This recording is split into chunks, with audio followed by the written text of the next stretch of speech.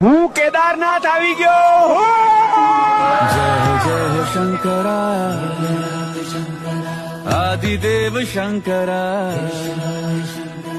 तेरे जाप के बिना બસ હવે 1 કિલોમીટર બાકી છે પણ મન જુસ્સાથી ભરેલું છે. જય ભોલેનાથ. मेरा कर्म तू ही जाने क्या बुरा है क्या भला. મિત્રો, અનેક પગલા, થાક, વરસાદ અને ઊંચાઈ પછી આપણે આવી ગયા છીએ ભગવાન કેદારના દ્વાર સુધી. तेरे नाम की जोत ने सारा हर लिया तमस मेरा.